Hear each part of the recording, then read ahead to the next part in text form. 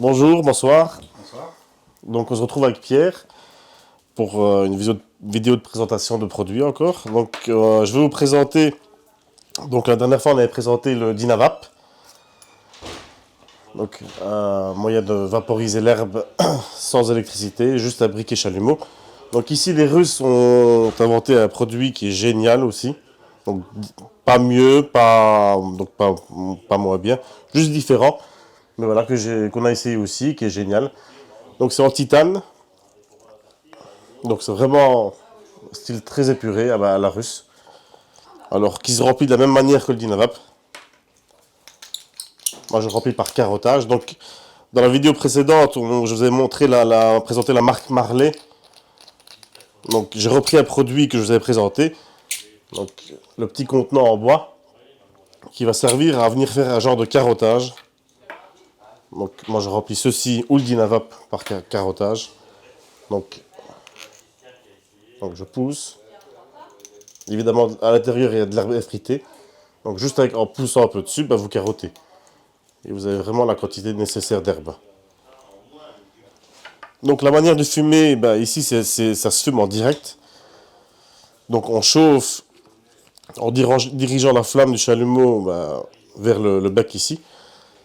Le tenir quand même un peu à distance, comme ceci, donc voilà, quelques centimètres, et tirer en même temps.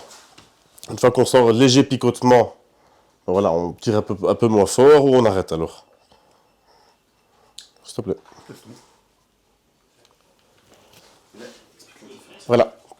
Donc la différence entre ceci et le Dynavap, le Dynavap, il faut attendre que ça clique. Donc on chauffe, ça clique et puis on fume. Donc ça se fait en plusieurs étapes. Ici c'est du direct, comme vous le voyez avec Pierre. Donc il chauffe et il tire en même temps. Donc ça c'est vraiment un gain de temps.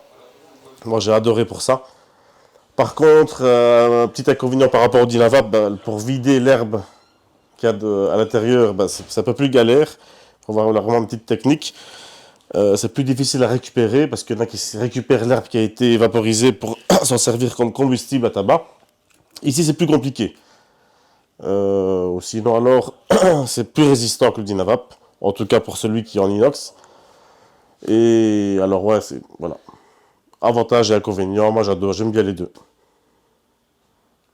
Je sais pas ce que tu en penses. En termes de saveur, ça passe relativement bien. Légèrement piquant quand même, pour moi qui n'ai pas l'habitude de vaporisateurs comme ceci. Mais c'est très agréable et rapide, vraiment très rapide. L'objet est très très beau en lui-même. Et voilà, pour le nettoyage, on va voir maintenant. Donc pour ne pas avoir l'effet piquant comme Pierre dit, il suffit juste d'écarter un peu plus la flamme. Ou sinon, alors il y a une autre technique, vous laissez le même écartement que Pierre a fait. Et alors, voilà, un petit va-et-vient, ça va permettre d'avoir vraiment d'installer une douceur dans la chauffe et une stabilité. Et alors pour le nettoyage, c'est un peu plus compliqué que le Dynavap parce qu'ici, à force de chauffer, ça prend plus de temps à refroidir. Le Dynavap, l'avantage, c'est qu'il refroidit très vite. Alors, moi qui ai l'habitude d'utiliser des trucs très chauds, j'y arrive, mais ça reste quand même très chaud.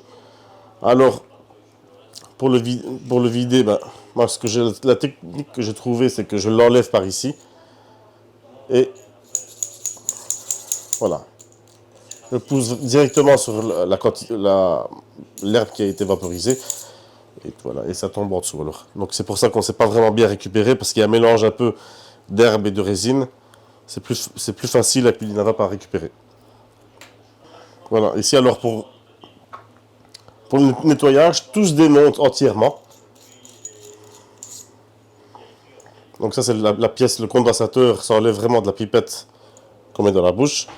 Le dessus du condensateur, donc le petit chapeau qui crée un vortex à l'aide de ces deux petits trous-ci. Je ne sais pas si vous les voyez. Voilà, il y a deux petits trous.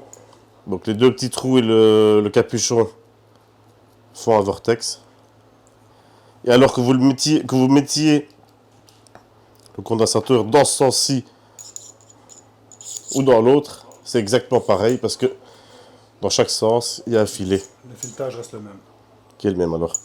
Donc le capuchon, ça c'est vraiment la clé de cet appareil, c'est ça. Donc c'est pour moi, un genre de catalyseur qui a été fait de manière très habile.